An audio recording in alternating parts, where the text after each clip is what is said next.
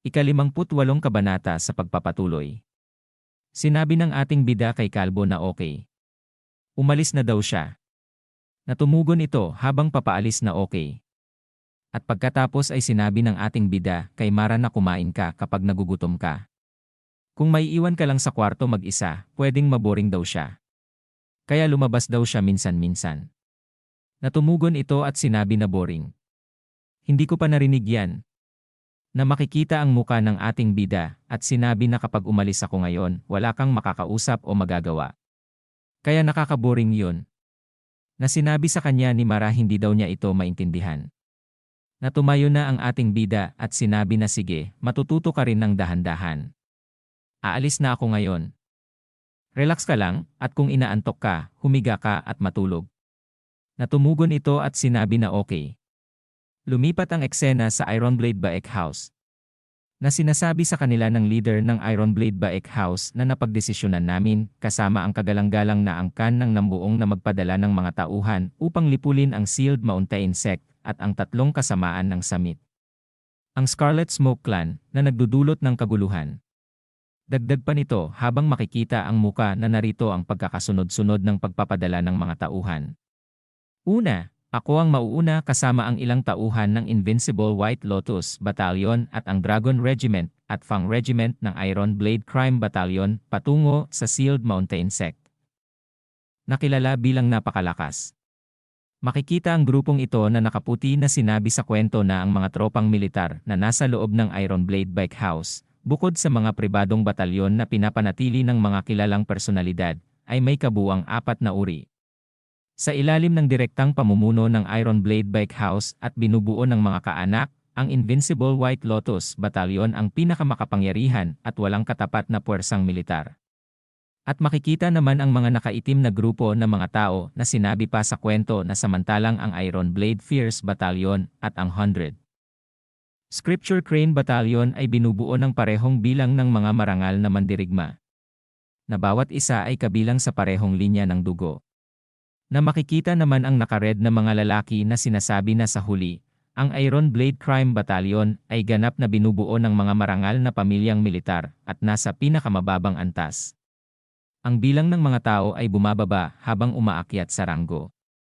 Kaya, ang Ironblade Crime Battalion ay may 600 na tao, ang Ironblade Fierce Battalion at ang 100 Scripture Crane Battalion ay may tig 300 na tao, at ang Invincible White Lotus Battalion ay may 200 na tao. Na sinabi pa sa kanila ni Muhon na ang Lion Regiment at Tiger Regiment ng Ironblade Crime Battalion. Pati na rin ang Immaculate Ten Swords, ay haharapin ang masamang triad ng Scarlet Smoke Clan ng Summit. Makikita ang anino ng mga tao na sinabi pa na ang Immaculate Ten Swords ay binubuo ng 10 miyembro na kilala bilang mga rising stars ng martial arts. Sila ang pinagkakatiwalaan ang kinabukasan ng Ironblade Baek House. At pagkatapos ay napatingin sila sa ating bida, at sinabi ng isang elder na hindi ba mababa ang bilang ng mga guro na papunta sa Scarlet Smoke Clan. Sinabi pa naman ng isang elder na katabi ng ating bida na hindi daw ba't nasugatan si Honwon mula sa Immaculate Ten Swords at hindi makagalaw. Na makikita ang magkapatid na si Juryong at Hai Rayong na nakatingin sa ating bida na naiinis. Na sinabi sa kanila ng leader na kaya naman may dala daw siyang mungkahi. Bagaman na ipamahagi na ang ating mga marangal na mandirigma, sa tingin namin ay may isa pang mandirigma tayo. Nang parehong kakayahan bilang isa sa Immaculate Ten Swords. Na makikita ang ating bida na sinabi niya sa kanyang sarili na hindi daw ito maari. At pagkatapos ay sinabi ng leader na kaya't sa tingin ko, ang aming ikalawang pinsan na si Song Wumuon ang tamang tao na pupunta sa Scarlet Smoke Clan. Na makikita ang muka ng ating bida na sinabi niya ako. Natumugon sa kanya ang leader na oo, dalhin mo ang iyong mga pamangkin at puntahan ang Scarlet Smoke Clan. At pagkatapos ay sinabi sa kwento na si Baek Muhuon ay laging sumusunod kay Baek Jinjin mula pa noong bata sila. Bagaman siya ang kanyang tiyahin, pinsan ng kanyang ama, at maaaring naging alanganin dahil kasing edad naman niya ito ng kanyang mga nakatatandang kapatid na babae. Kaya't naging mas malapit sila kaysa sa isang ugnayan ng tiyahin at pamangkin. Dagdag pa sa kwento na naging mas maasahan para kay Baek Jinjin si Baek Muhuon dahil mas mabait ito kaysa sa kanyang mga sariling ate na madalas siyang inaapi. Makikita ang muka ni Baek Muhuon na sinabi pa sa kwento na yon ang dahilan kung bakit magiliw niyang tinitingnan si Song Woo-moon. Na makikita ang tatlong elder na ito na sinabi pa na hindi hayagang nagpahayag ng pagtutol ang mga nakatatanda ng angkan. Marahil dahil kinikilala ng lahat ang kakayahan ni Song Woo-moon. Gayunpaman, maring tumutol sina Baek Hae-ryong at Baek Ju-ryong. Na sinabi nito na pero. Na sinabi naman ng elder na babae na pinuno, kakapasok lang ni Woo-moon sa pamilya kamakailan at hindi pa siya naturuan tungkol sa pagbuo ng estratehiya at pamumuno. Magiging dehado tayo kung siya ang mamuno sa mga tropa. Na napatingin naman ang ating bida sa kanila. Ngunit sinabi sa kanila ni Muhuon na oo, nag-alala rin ako tungkol dyan. Gayunpaman, si Baek Yeye mula sa Immaculate Tense Words, na sasama sa kanila, ay bibigyan ng parehong mga responsibilidad at posisyon tulad ni Woo-moon dito. Makikita ang muka ng dalawa niyang kapatid na sinasabi nito sa isip na maaaring anak siya ng hangal na si Muhuon. Pero siya pa rin ay isang napakahusay na mandirigma, hindi ba? Pero sa huli, isa pa rin siyang babae. Hindi siya makakakumpetensya sa posisyon ng pinuno sa hinaharap at hindi magiging problema para sa aking anak. Na nakangiting sinabi nito na okay kung ganun. Na napahinga naman si Muhuon at sinabi na aalis ang mga batalyon sa loob ng 2 linggo. Dagdag pa niya na hanggang sa panahong iyon, dapat magkasama ang lahat at mag-ensayo ng mabuti. Na makikita ang muka ng ating bida na tahimik lamang na malalim na huminga. At pagkatapos ay makikita ang gusali. Na ang ating bida ay naglalakad na may malalim pa ring bumuntong hininga. Na sinasabi niya na wow, akala ko mamamatay ako sa pagkaboring. Hindi ko naisip kung gaano kahirap tumanggi sa ganitong mga sitwasyon. Na sinabi pa niya sa kanyang isip na seryosong nakatingin sa ibaba na habang mas lumalahok ako sa mga usaping may kaugnayan sa Iron Blade Bike House, tataas ang pangangailangan kong mangalap ng impormasyon. At lumipat ang eksena sa bahay nila na sinabi ng kanyang ina na pupunta daw siya sa digmaan. Natumugon ang ating bida na oo. Ina. Na nakapikit ang kanyang ina na sinabi pa na sige. Mabuti para sa iyo na makakuha ng karanasan sa mga ganitong bagay dahil nais mong mamuhay bilang isang miyembro ng Murim community.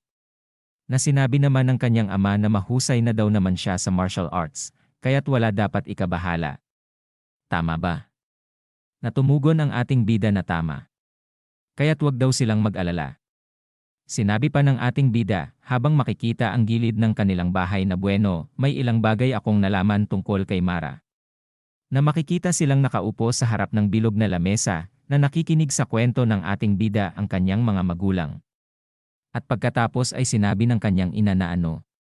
Hindi ko maisip ang kakilakilabot na buhay na dinanas niya. Na hindi makagalaw ng malaya.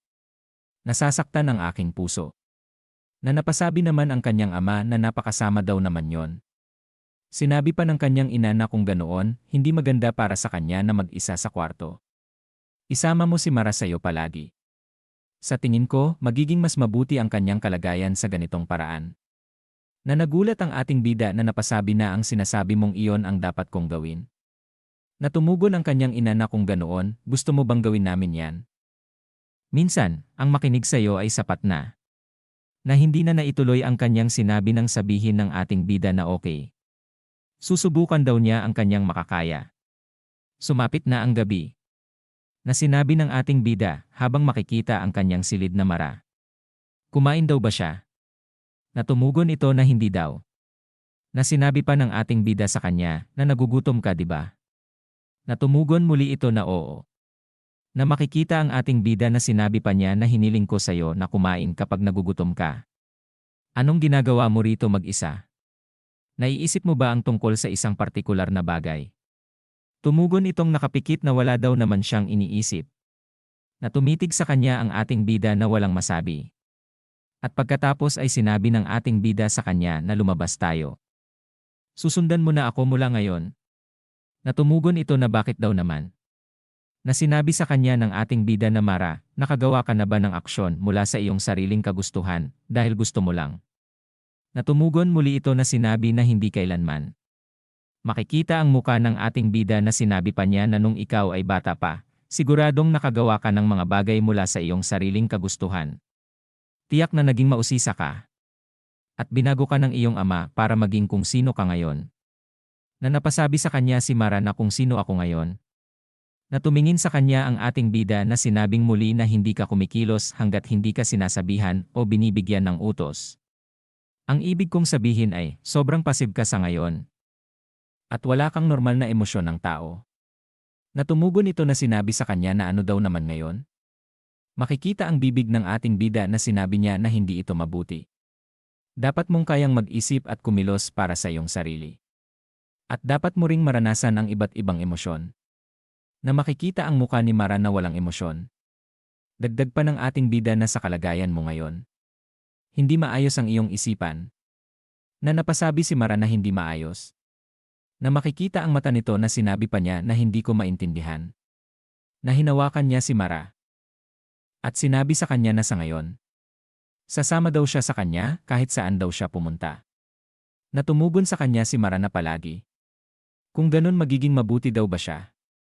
Na nakangiting tumugon ang ating bida na sinabi sa kanya na oo, na nanlaki naman ang mata ni Mara na nakatingin sa kanya. At sinabi okay sige. At lumabas sila na sinabi sa kwento na sa sandaling iyon, hindi alam ni Wumuon na ang kanyang mga salita ay magkakaroon ng epekto. Na masaya pang nakatingin ang ating bida na sinabi pa sa kwento na dapat ay naging mas maingat siya sa pagpili ng kanyang mga salita. At dito na po nagtatapos ang ika-58 kabanata.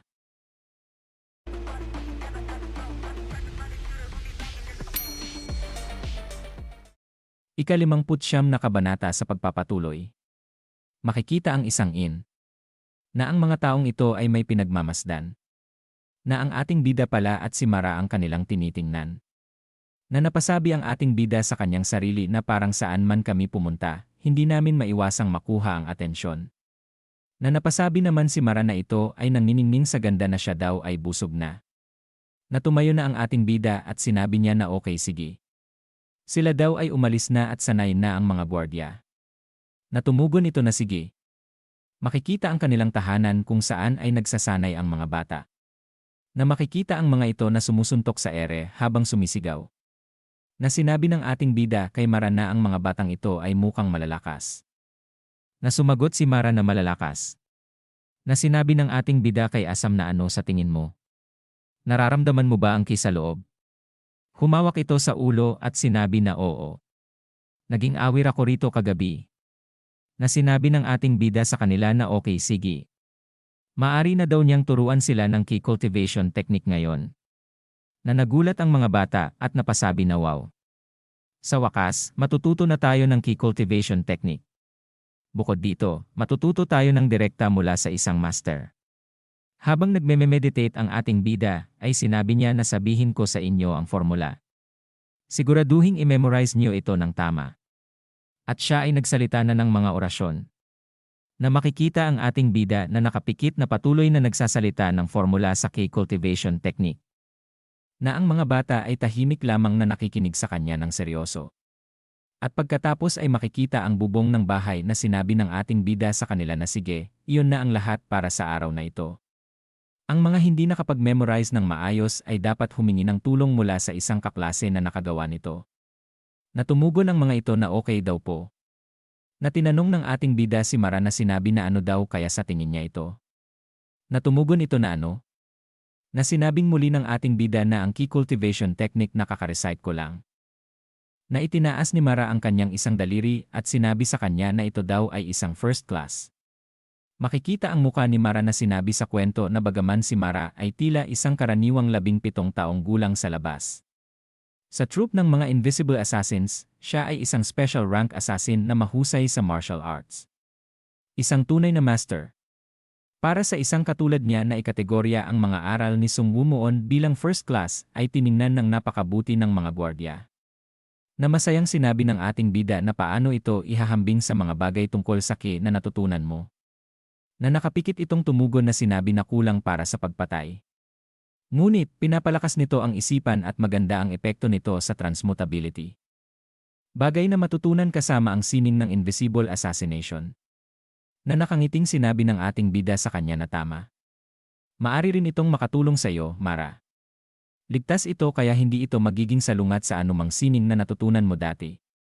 Siguraduhing matutunan mo rin ito. Natumugon ito na okay. Nang biglang nagulat ang ating bida nang gawin niya agad ito sa kanyang harapan. Nang biglang sinabi sa kanya ng bugok na kalbo na paumanhin, ano ang tawag sa key cultivation technique na ito? Nalumingon sa kanya ang ating bida at sinabi na ang art of the divine, the earthly and the human.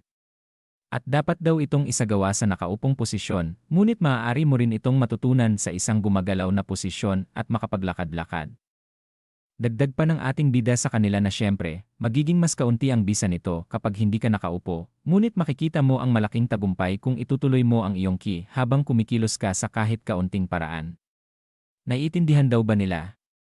Makikita ang mga bata na ginagawa nila ito na sinabi sa kwento na ang art of the divine, the earthly and the human na nilikha ni Wu Moon ay nagmula sa celestial divine at sa human energy at ang pagsasama ng langit, lupa, at apat na direksyon. Ito ay sumasaklaw sa mga aral ng isang tao na nagmaster sa Unbreakable Celestial Masters Immortal Art at ang kumpletong gabay sa martial arts. Dagdag pa sa kwento na makikita ang ibang bata na gumagawa rin ng key technique na bagaman mas mababa kaysa sa Unbreakable Celestial Masters Immortal Art, ang art of the divine, the earthly, and the human. Ay isa sa mga nangungunang key cultivation technique sa gangho. At sumapit na ang gabi na makikita ang tinitirhan ng ating bida. Na makikita siya na masayang nakahiga na sinabi niya na sa wakas makakapagpahinga na daw siya kahit kaunti. Nang biglang nagulat siya na napatayo nang pumasok si Mara sa kanyang silid. At tumabi sa kanya ito at sinabi, habang namumula na ano daw ang ginagawa niya Mara. Bumalik daw siya kaagad sa kanyang silid. Na sinabi sa kanya ni Mara na may sakit daw siya kaya kailangan agad niyang gumaling. Na napasabi ang ating bida na kailangan magkasama tayo sa lahat ng oras, oo, pero kailangan tayong matulog ng magkahiwalay. Mali ito. Natumugon si Mara sa kanya na may sakit daw siya kaya kailangan agad niyang gumaling. Dagdag pa niya ng mga sining ng pagpaslang. Ang Supreme Body. Kailangan daw na panatilihin. Na makikita ang muka ng ating bida na sinabi na okay, sige. Dagdag pa ng ating bida na makikita ang dingding na hindi kita pipilitin na bumalik sa iyong silid. Sige na. Natumugon si Mara na hindi ba tayo pwedeng matulog na magkatabi? Kung ganon, ako na lang ang sasahig. Na makikita ang labas ng bahay na sinabi ng ating bida na hindi daw iyon maari. Nakahiga na si Mara sa sahig na pinagmamasdan ng ating bida na sinabi pa niya na Mara, talagang may tiwala ka sa akin, hindi ba? Sige, sana makatulog ka ng maayos. Tiningnan ng malungkot ng ating bida si Mara habang ito ay natutulog na walang masabi. At pagkatapos ay kinumutan niya ito. Lumabas ang ating bida at nagsanay ng kanyang espada na sinasabi pa niya na akala ko makakatulog na rin ako pagkatapos ng napakahabang araw. Kahit na si Mara lang yon, masyado pa rin akong nailang. Na magbahagi ng kwarto kasama ang isang babae. Itinutok niya ang kanyang espada sa langit at sinabi na dapat ko sigurong subukang ilabas ang Windfury Storm. Hindi ko pa ito nagagawa sa labas ng aking isipan. At pagkatapos ay makikita ang buwan na bilog na siya ay nagsasanay habang sumisigaw.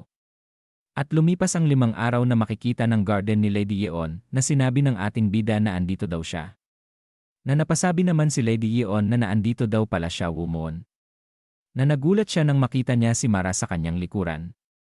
Na napasabi sa kanya ang ating bida na ano daw ang problema. Natumugon ito na wala daw naman. Na makikita si Mara na nakatingin sa gilid. Na ito ay pinagmamasdan ni Lady Yeon. At sinabi ng ating bida na napakaganda talaga ng mga hardin. Magiging pagmamayari ba ito ng Noble Lee Merchants Corp? Natumugon si Lady Yeon na oo, sisiguraduhin kong magiging pinakamalaki at pinakamahusay ang Noble Lee Merchants Corp. Asahan mo ang magagandang bagay mula sa amin. Malaki ang utang na loob namin sa iyo. Na nakatingin naman ng kakaiba si Mara kay Lady Yeon, na tumingin ang ating bida kay Lady Yeon at sinabi sa kanyang isip na ang sarap makita siyang maayos at masaya. Na biglang humawak si Mara sa ating bida na napasabi si Lady Yeon na Wu Moon. Malapit ka ba sa batang ginang? Na napatingin naman ang ating bida na nagulat at napasabi na tungkol daw dyan. Nakwenento niya na hindi na idinetalye habang makikita ang gilid ng bahay. Natumugon ito na sinabi na ganun daw pala. Na sinabi ng ating bida na oo, makikita silang tatlo na sinabi sa isip ni Lady Yeon na bagamat nauunawaan ko ang sitwasyon. Hindi ko maiiwasang magselos. Nakatingin siya kay Mara na sinabi pa niya sa isip na ako. Hindi ko siya makakasama araw-araw kahit na gusto ko. Yung batang iyon, siya ang nakakasama niya sa araw-araw. Na sinabi ng ating bida kay Lady Yeon na okay lang ba ang lahat. Natumugon ito na sinabi sa ating bida na nakikipagkita ako sa ibang mga pamilyang maharlika at sinusubukang isama ang aming pamilya sa Merchant Guild. Bukod pa rito, nagsimula na rin akong mag-recruit ng mga tao. Dagdag pa niya na makikita ang muka niya na nakikipagkita rin ako sa mga politiko at nagtatayo ng mga koneksyon. Nabanggit mo yon noong nakaraan, di ba? Na napasabi ang ating bida na ano. Sinabi pa sa kanya ni Lady Yeon na ang hepe ng pulis ay malapit na kakilala mo. Natumugon ang ating bida sa kanya na oo, nakakuha pa ako ng sulat mula sa kanya na humihiling na bumisita ako. Natumugon si Lady Yeon na maaari mo ba akong ipakilala sa kanya. Na sinabi naman sa kanya ng ating bida oo, syempre daw naman. Sinabi pa ng ating bida na makikita ang bahay na kung gayon pumunta na daw silang magkasama upang makita ito. Na napasabi si Lady Yeon na ha. Ngayon na agad? Natumugon ang ating bida na oo, walang mas hihigit pa sa ngayon, tama. At lumipat ang kwento sa Office of the Chief of Police. Na sinabi ng chief sa kanya na Master Sung, matagal na kitang inaasahan. Natumugon ang ating bida na kumusta ka, hepe. Sinabi pa sa kanya ni chief na ngunit una sa lahat, sino itong mga kaakit-akit na kababaihan na kasama mo? Sila ba ang mga magiging asawa mo? Na napasabi naman si Mara na hindi daw. Na namula naman si Lady Yeon na mahinhin na sinabi na hindi. Na napasabi ang ating bida na hindi chief. Na makikita ang muka ni chief na sinabi pa na kung ganun, ano daw ang relasyon niya sa kanila? Na nagulat ito na napasabi sa kanyang isip na saglit lamang daw. Kakausapin lang ba ako ng batang iyon ng walang formalidad? Na nakatingin sa kanya ng matalim si Mara. Na namutla ito at napasabi sa kanyang isip na anong nangyayari. Bakit daw ganun nakakatakot daw ang titig niya? Na makikita pa ang mata ni Mara na sinabi pa ni Chief sa isip na para daw siyang isang tao na may ambisyon na maging assassin. At dito na po nagtatapos ang ika-59 na kabanata.